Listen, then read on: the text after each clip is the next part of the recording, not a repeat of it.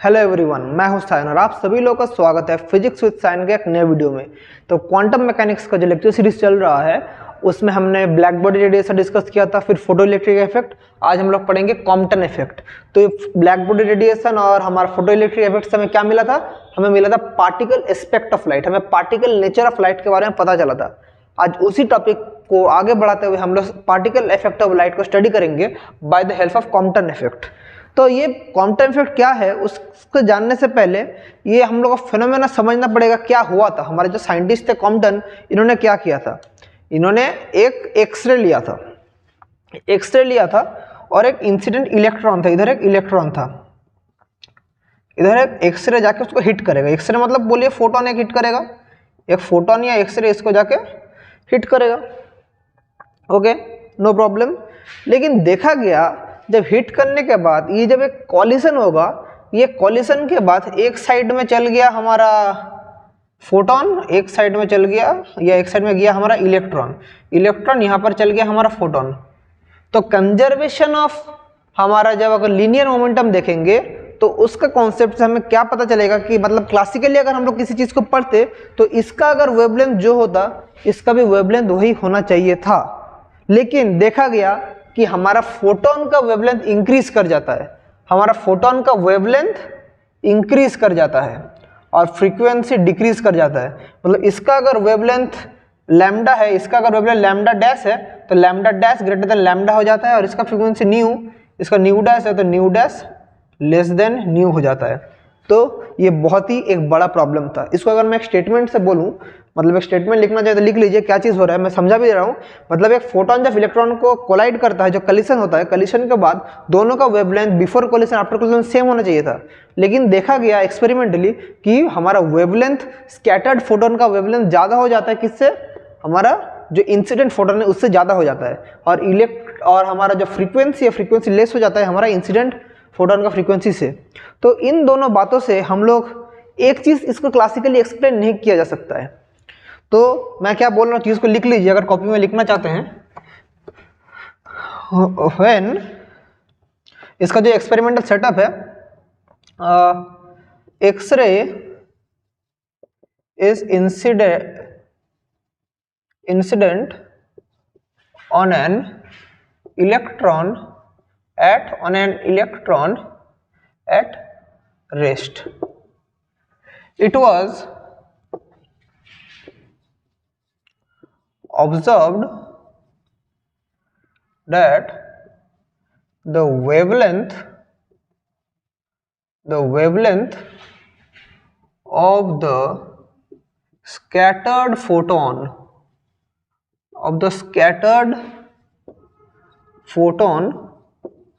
was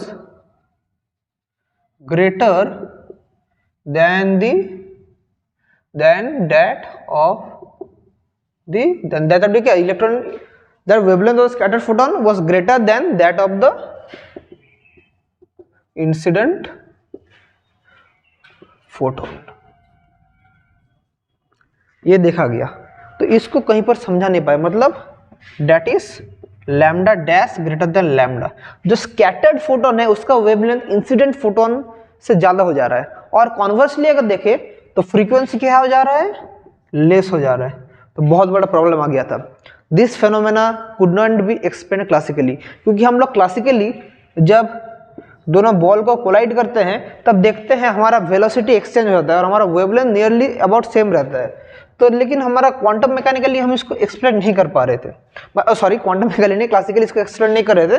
quantum mechanics का help लेके इसको हम लोग एक्सप्लेन कर पाएंगे। So Compton explained this phenomena with the help of quantum mechanics का हेल्प से उन्होंने इस चीज़ को एक्सप्लेन किया। क्वांटम मैकेनिक्स मतलब मोरओवर किसको लेकर? हमारा जो प्लैंक्स कांस्टेंट है, हमारा सर मैक्स प्लैंक का प्लैंक कांस्टेंट जो कि h है, इसका हेल्प लेके इस फिनोमेना को एक्सप्लेन किया गया था।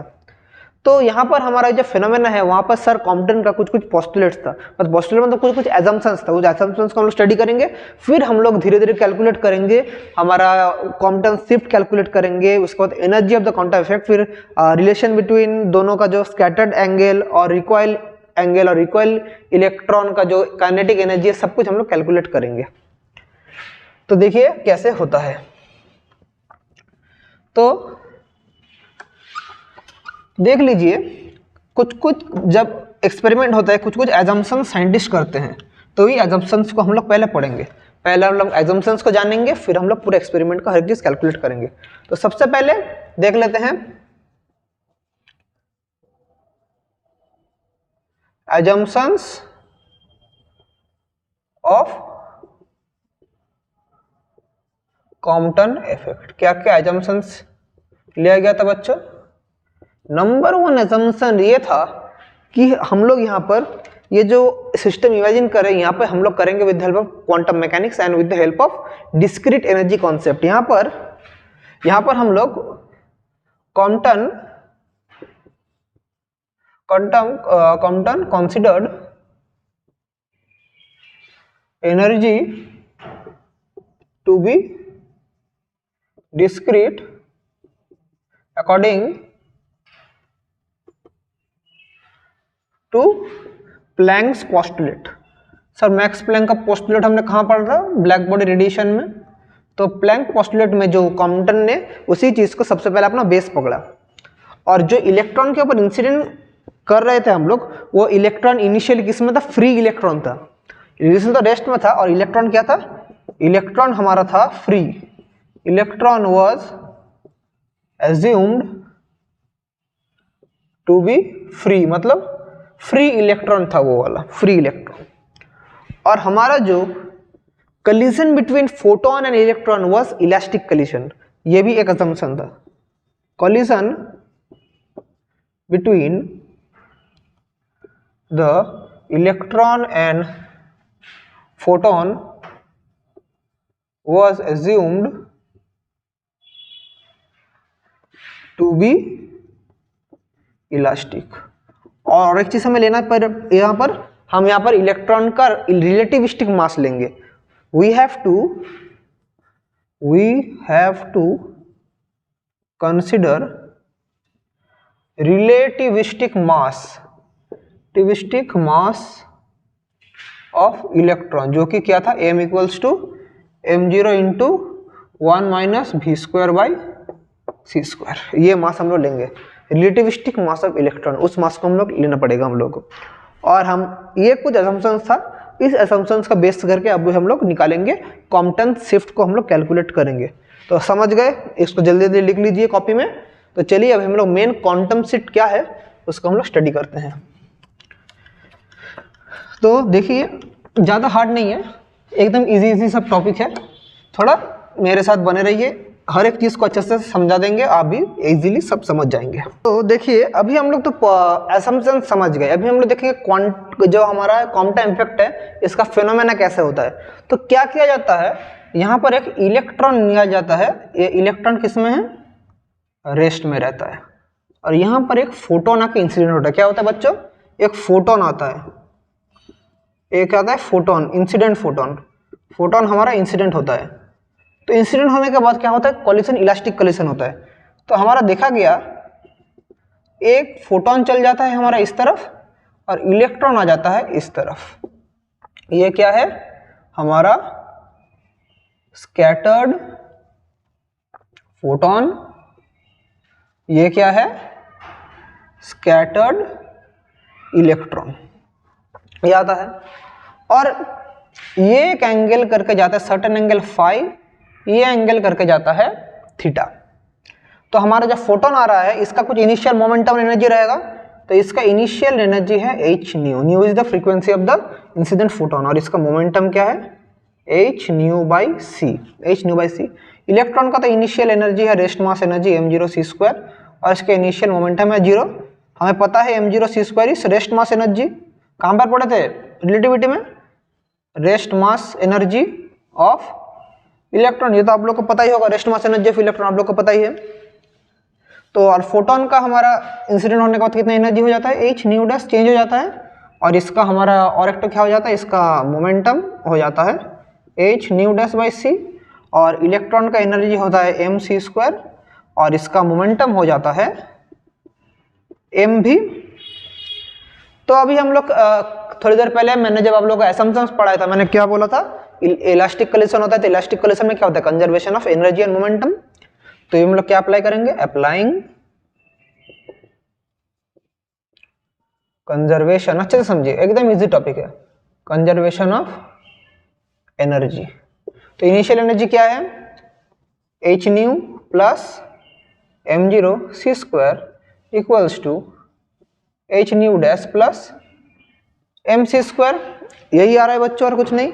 तो इसको हम लोग ऐसे लिख सकते हैं mc² equals to h nu minus nu dash plus m0 c² लिख सकते हैं। अब इसको क्या कर ले रहे हैं, स्क्वायर कर ले रहे हैं, तो m² c⁴ equals to h² nu minus nu dash whole square plus m0² c⁴ plus 2h nu minus nu dash m0 c²। तो हम लोग ऐसे रख सकते हैं।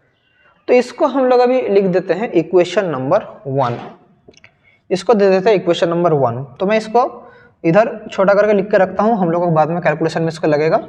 एक बार कंजर्वेशन ऑफ एनर्जी हो गया, मैं इसको इधर लिख के रखता हूँ m² c⁴ to h² nu minus nu dash whole square plus m0² c⁴ plus 2h nu minus nu dash m0 c², ये वाला आ रहा है। अभी एक तो हो गया कंजर्वेशन ऑफ एनर्जी, अभी क्या होगा, कंजर्वेशन ऑफ मोमेंटम। लेकिन मोमेंटम कंजर्वेशन में हमें हमेशा डायरेक्शन चाहिए, क्योंकि ये क्या है, मोमेंटम एक वेक्टर क्वांटिटी है। तो इसका इस डायरेक्शन में मोमेंटम है h nu dash by c, तो इस डायरेक्शन में क्या होगा, कॉस कंपोनेंट होगा इसका, तो क्या होगा h nu dash by c cos 5।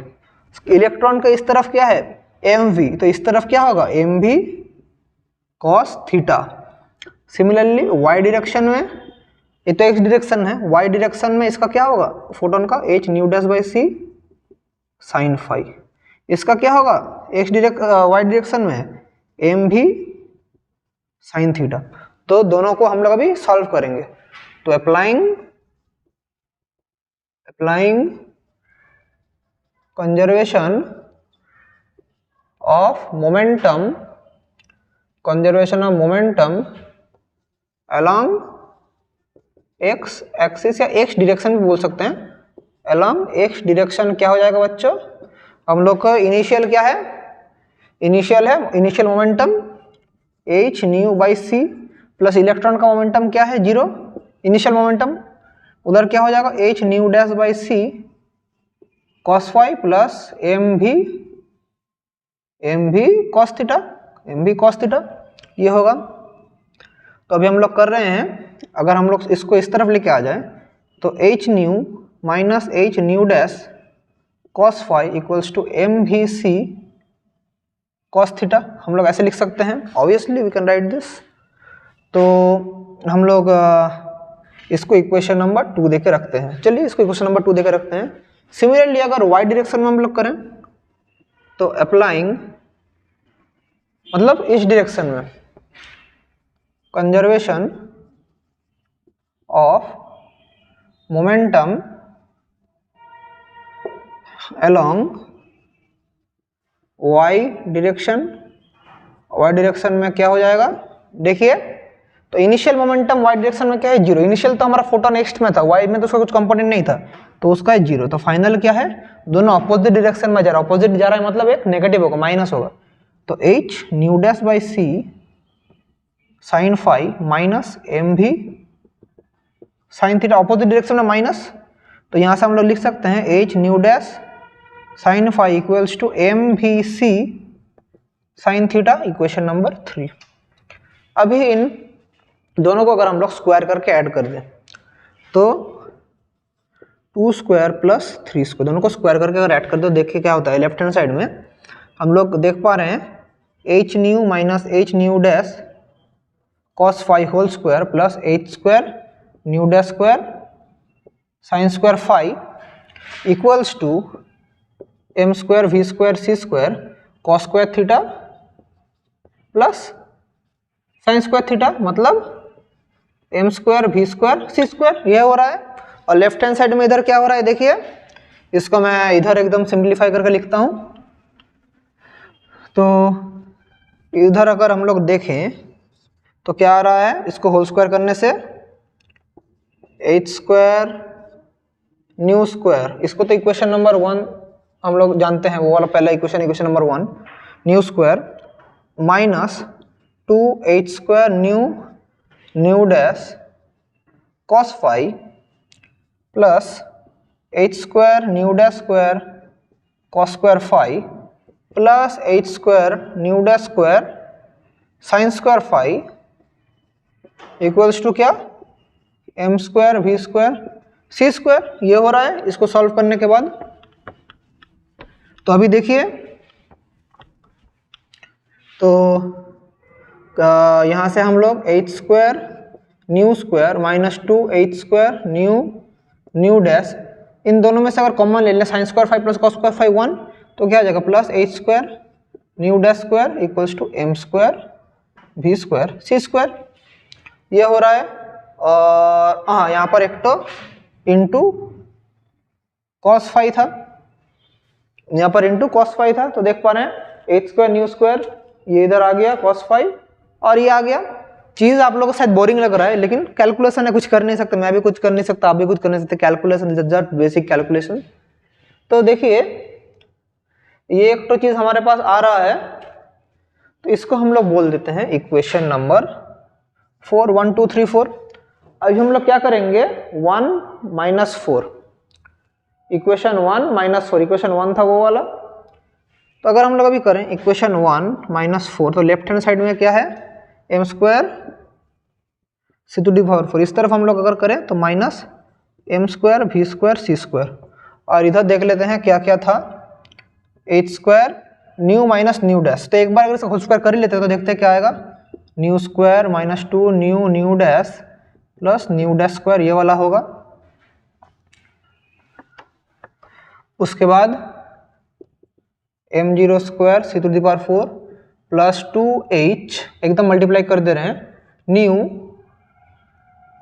m0 C square plus 2h nu dash m0 C square, और इधर प्लस ये वाला आएगा इधर h square nu square minus 2h square nu dash cos phi plus h square phi dash square, ये वाला आ रहा है। देख पा रहे हैं आप लोग, सब सॉल्व करने के बाद, ओ नहीं एक चीज़ सॉरी, माइनस कर रहे हैं हम लोग, तो माइनस करेंगे तो सब साइन चेंज हो जाएगा, इधर माइनस प्लस इधर माइनस, क्योंकि माइनस कर रहे हैं 1 माइनस 4, समझ गए। तो देखते हैं सॉल्व करने के बाद क्या होगा, h square nu square minus 2h square nu dash plus h square nu dash square plus m0 square C to the power 4 plus 2h nu m0 C square plus 2h nu dash m0 C square minus h square nu square plus 2h square nu dash cos phi minus h square nu dash square. देख पा रहे हैं ये obviously cancel हो रहा है और ये टर्म भी कैंसिल आउट हो जा रहा है। देख पा रहे हैं क्या क्या बचा रह रहा है, यहाँ पर ये टर्म बचा है, ये टर्म बचा है, और हम लोगों के पास ये वाला टर्म बचा है। तो इन चीज़ों को अगर हम लोग एक सिंप्लीफाइड वर्जन में ऊपर लिखें तो देख लेते हैं क्या हो रहा है। हम सिंपल एक कॉम्पटन शिफ्ट निकाल रहे हैं, ज़्यादा कोई हार्ड टॉपिक है नहीं, लेकिन समझिए क्या कर रहा हूँ मैं। तो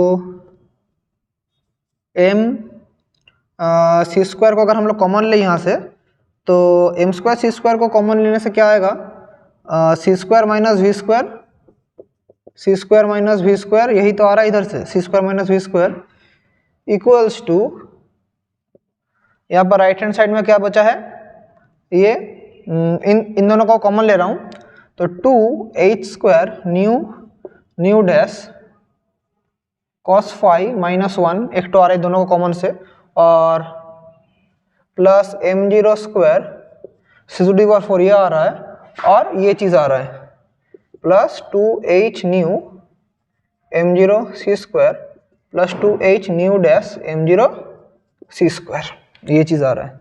अभी इसको हम लोग सॉल्व करेंगे। देखो बच्चों क्या होगा इसको सॉल्व करने से। तो इसको पूरा सॉल्व करने के बाद हमारा जो आएगा, हम लोग यहाँ से एक चीज़ देख पा रहे हैं, हमें क्या पता है, हमें ऑलरेडी पता है m is equals to m0 1 minus v square by C square, मतलब m0 इंटू सी square minus v square, m0 into C, तो m स्क्वायर क्या हो जा रहा है m0 square C square by C square minus v square, ये है m square का वैल्यू। तो हम लोग देख पा रहे हैं, तो हम लोग इस चीज़ को सिंप्लीफाई करके लिख सकते हैं कि m square into C square minus v square equals to m0 square C square, m0 square C square, m square into, इसको हम लोग लिख सकते हैं। कैमरा में आ रहा है ये वाला चीज़, देख लीजिए। मैं थोड़ा देख रहा हूँ कैमरा में आ रहा है कि नहीं, कैमरा में आ रहा है कि नहीं, थोड़ा देख लेता हूँ। हाँ आ रहा है, फिर भी मैं इधर अच्छे से लिख देता हूँ। देखिए क्या बोल रहा हूँ मैं कि m square C square minus v square equals to m0 square C square, ये एक्सप्रेशन यहाँ से आ रहा है। तो इसको अगर हम लोग देखें लेफ्ट हैंड साइड में क्या है, m स्क्वायर इंटू सी स्क्वायर माइनस v स्क्वायर, तो क्या हो जाएगा m0 स्क्वायर सी स्क्वायर, और पहले से सी स्क्वायर था तो दोनों मिलकर क्या हो गया c टू द पावर 4। तो राइट हैंड साइड में क्या बचा है, ये वाला 2h square nu dash cos phi minus 1 plus m0 square C to the power 4 plus यहाँ से ये टर्म रहेगा 2h कॉमन लेने से 2h m0 सी स्क्वायर कॉमन लेने से न्यू प्लस न्यू डैश, ये वाला हो रहा है न्यू प्लस न्यू डैश। क्योंकि कहीं पर शायद मुझे लग रहा है एक कहीं पर हम लोग कुछ तो गलती कर रहे हैं कि दोनों में प्लस नहीं था, शायद दोनों के बीच में एक माइनस था। आई होप एक माइनस था, यहाँ पर एक माइनस होना चाहिए था, कहीं पर तो कुछ गलती हो रहा है। क्योंकि ये प्लस नहीं, यहाँ पर एक माइनस आना चाहिए था। देखिए थोड़ा चेक करके देखिएगा, एक यहाँ पर शायद माइनस होना, क्योंकि हमें क्वांटम शिफ्ट, हम ये और ये तो कैंसिल हो जा रहा है। तो हम लोग यहाँ से एक चीज़ दिख पर, इसको अगर मैं इस तरफ लेके आऊँ तो क्या हो जाएगा 2h square nu dash 1 minus cos phi equals to 2h m0 C square 2h m0 C square. मैं बोल रहा हूँ इधर न्यू माइनस न्यू डैश होता है, तो प्लस नहीं माइनस होता। कहीं पर शायद मैंने उधर नेगेटिव का कुछ हम लोग मिस हो गया था, वो थोड़ा आप लोग देख लीजिएगा। h कैंसिल्ड, तो ये हो रहा है। तो अल्टीमेटली हम यहाँ से क्या देख पा रहे हैं, तो h बाई, अगर हम लोग इसको इधर कॉमन ले, h by m0 C square 1 minus cos phi equals to nu minus nu dash by nu dash, ये हो रहा है। इसको मैंने इधर भेज दिया। एक्सप्रेशन बहुत बड़ा हो रहा है बच्चों, लेकिन डरने का कुछ है नहीं। मतलब देखिए 1 by nu dash minus 1 by new, यहाँ पर एक माइनस होगा, मैं बार बार बोला, कहीं पर हमने एक माइनस मिस कर दिया है शायद, इसलिए नहीं हो रहा है। तो देखिए, तो h by m0 C square क्या आ गया 1 by nu dash minus 1 by new. और हमें क्या पता है, हमें फॉर्मूला पता है, हमें न्यू इक्वल्स टू पता है c बाई लैम्डा, तो 1 बाई न्यू मतलब क्या होगा lambda by C, 1 by nu मतलब लैम्डा बाई सी। तो यहाँ से क्या हो जाएगा lambda dash by C minus lambda by C, दोनों में से lambda lambda cancelled. So h by m0 C equals to lambda dash minus lambda, expression आ चुका है। इसी को हम लोग बोलते हैं डेल लैम्डा, यही है हमारा कॉम्पटन शिफ्ट। तो इतना मेहनत करके हमारा जो एक्सप्रेशन निकला वो क्या हो रहा है, देखिए मेहनत रंग लाया इतना देर बाद, इतना बड़ा इक्वेशन कि delta lambda equals to lambda dash minus lambda equals to, ओहो यहाँ पर देखिए फिर से गलती हो गया, 1 माइनस कॉस फाई था, इस टर्म को हम लोग लिखना ही भूल गए, 1 माइनस कॉस फाई। क्या हो रहा है, इतना बड़े बड़े शहरों में छोटी छोटी गलतियाँ हो जा रहा है। तो h by m0 C 1 minus cos phi, we have got our required equation. इसी इक्वेशन को बोला जाता है कॉम्पटन शिफ्ट, और हमारा कॉम्पटन इफेक्ट का इक्वेशन है ये वाला। This is the Compton shift. Compton shift, यहाँ से lambda dash is the wavelength of the scattered photon, lambda is the wavelength of the incident photon. और h/m0c क्या है, इसको अगर हम लोग कैलकुलेट करेंगे तो h/m0c का वैल्यू क्या आएगा 6.626 प्लैंक्स कांस्टेंट 10⁻34। m0 का वैल्यू है इलेक्ट्रॉन का रेस्ट मास कितना 9.1 10⁻31 kg, वेलोसिटी ऑफ लाइट है 3 × 10⁸। इसको जब हम लोग सॉल्व करते हैं तो हमारे पास आता है 0.0242 एंगस्ट्रॉम आता है, और इसी को बोला जाता है कॉम्पटन वेवलेंथ। मतलब देखिए जब हम लोग मिनिमम हमारा मतलब देखिए मैक्सिमम वेवलेंथ कब होगा, मैक्सिमम कॉन्टेंसेप्ट कब होगा, जब हमारा इसका वैल्यू 0 होगा, तभी तो हमारा मैक्सिमम होगा। तो उसी को हम लोग बोलते हैं Compton wavelength. For phi equals to 90 degree delta lambda क्या हो जाता है h/m0c, इसका वैल्यू क्या है दिस 0.0242 एंगस्ट्रॉम, और इसी को हम लोग बोलते हैं, इसी वैल्यू को हम लोग बोलते हैं कॉम्पटन वेवलेंथ। इसी को बोला जाता है कॉम्पटन वेवलेंथ। समझ पा रहे हैं, इसी को बोला जाता है कॉम्पटन वेवलेंथ। तो इतना मेहनत करके हमारा फाइनली क्वांटम इफेक्ट का शिफ्ट आ चुका है। अगर मेरा मेहनत अच्छा लग रहा है तो वीडियो को ज़्यादा से ज़्यादा शेयर कीजिए। बहुत मेहनत लगता है इतना सब कराने में, ठीक है मैं मजाक कर रहा था, आप लोग को पसंद होगा तो वही शेयर कीजिएगा, वरना मत कीजिएगा। तो देखिए तो ये एक्सप्रेशन आ चुका है। अभी तक हमारा टॉपिक कंप्लीट नहीं हुआ। अभी हम लोग निकालेंगे relation between phi and theta. Phi और थीटा के बीच रिलेशन क्या है वो अभी हम लोग निकालेंगे। तो कॉम्पटन इफेक्ट का इक्वेशन आ गया है, delta lambda is h/m0c 1 - cos phi. तो ये चुका है। तो अभी हम लोग करेंगे relation between theta and phi, मतलब स्कैटरिंग एंगल एंड इलेक्ट्रॉन का एंगल ऑफ रिकॉइल। थीटा को बोला जाता है एंगल ऑफ रिकॉइल, थीटा को बोला जाता है angle of recoil, and phi is called scattering angle, phi is called scattering angle. तो देख लेते हैं हमें क्या पता है। हमें पता है दोनों रिलेशन थोड़ी देर पहले जो किए थे angular moment linear momentum concept करके, एम भी साइन थीटा इक्वल्स टू क्या मिला था हमें h/c साइन फाई, हमें ये मिला था। और हमें क्या मिला था, और एक इक्वेशन हमें क्या मिला था h/c equals to h/c cos phi plus M भी cos थीटा। तो यहाँ से हम लोग क्या लिख सकते थे, एम भी cos theta equals to h/c nu minus nu dash cos phi, हम लोग ऐसे लिख सकते थे। तो ऑब्वियसली यू कैन राइट।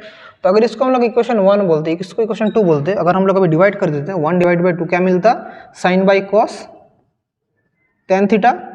तो देखिए h कट जाता, क्या रहता ऊपर सिर्फ न्यू डैश साइन फाई, नीचे क्या रखता nu minus nu dash cos phi, यही रहता है और कुछ नहीं।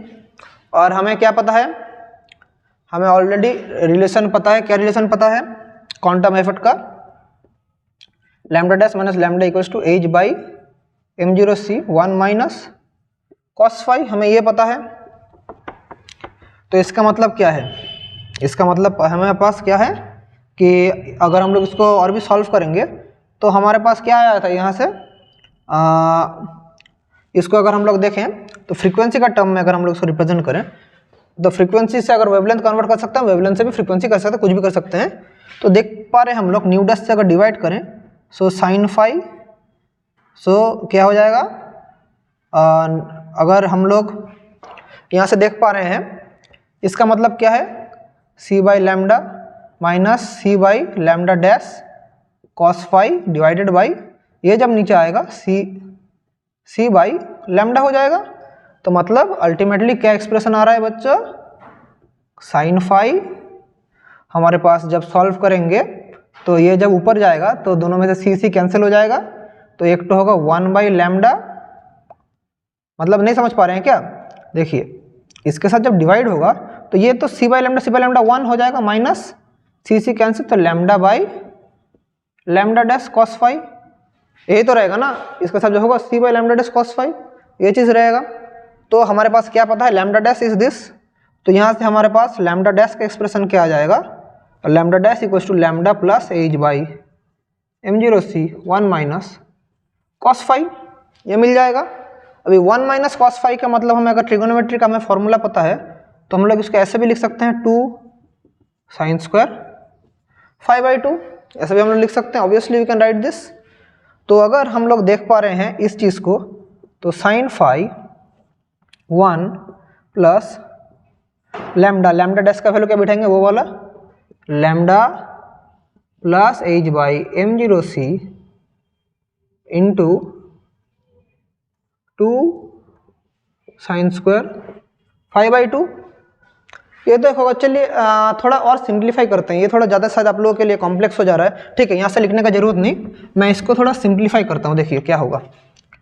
तो अगर मैं इसको देखूँ तो c बाई लैम्डा डैश, या मैं इसको ऐसे भी कर सकता था, sine phi nu by nu dash minus cos phi, ऐसे हम लिख सकते थे अगर डिवाइड करते इसको नीचे से।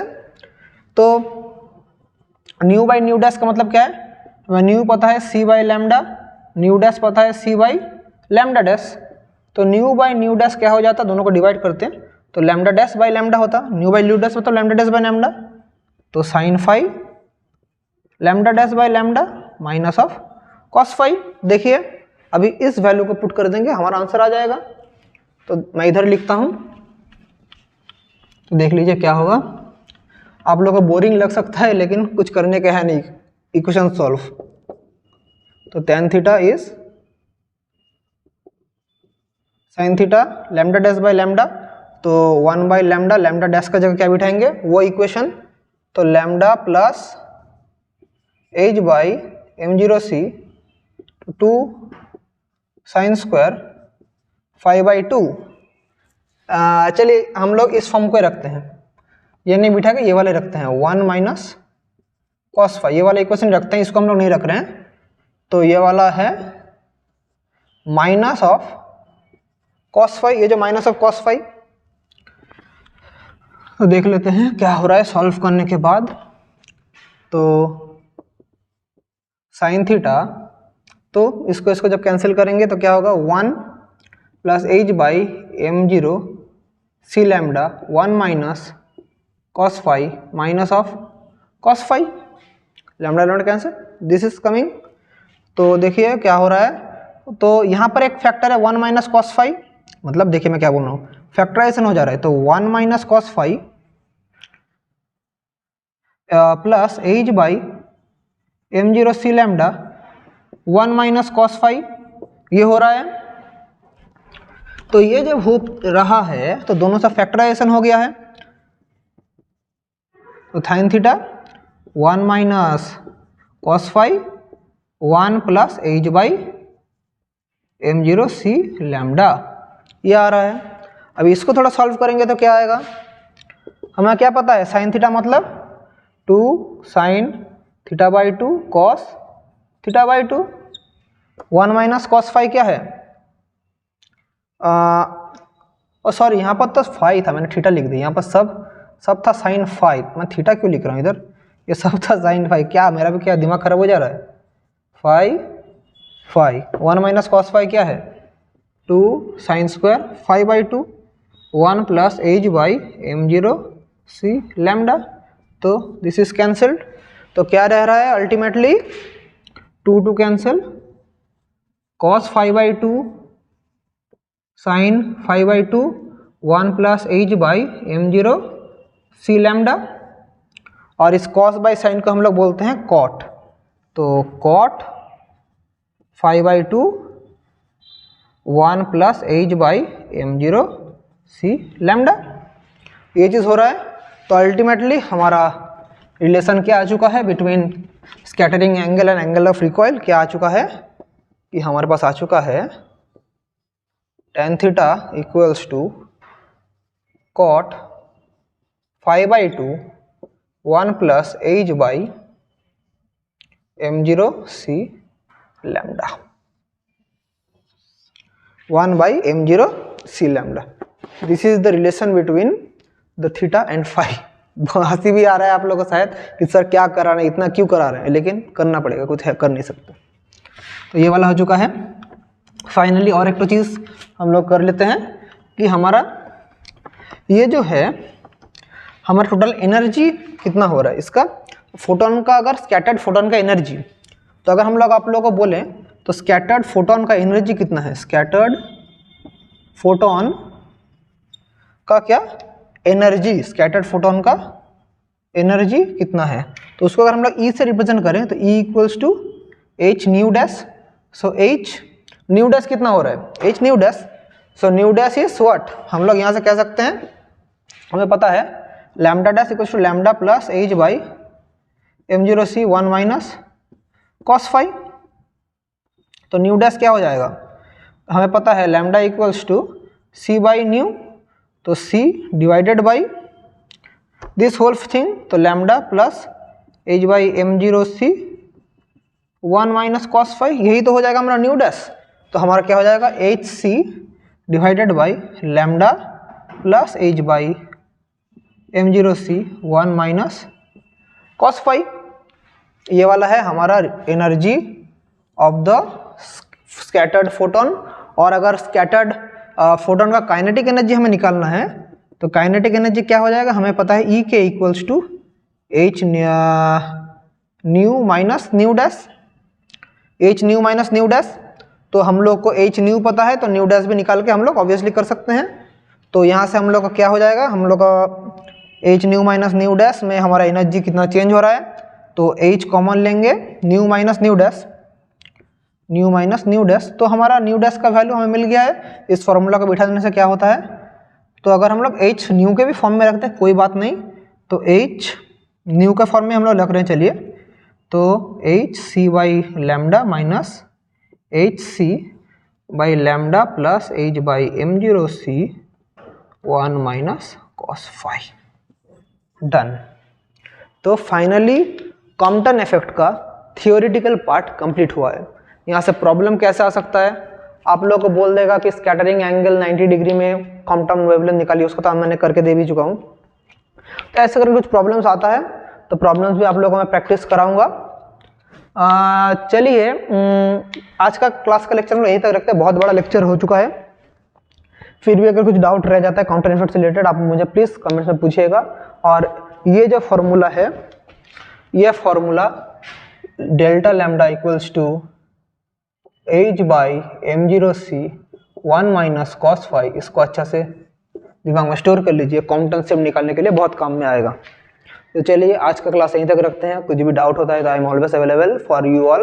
तब तक के लिए पढ़ाई करते रहिए और थैंक यू।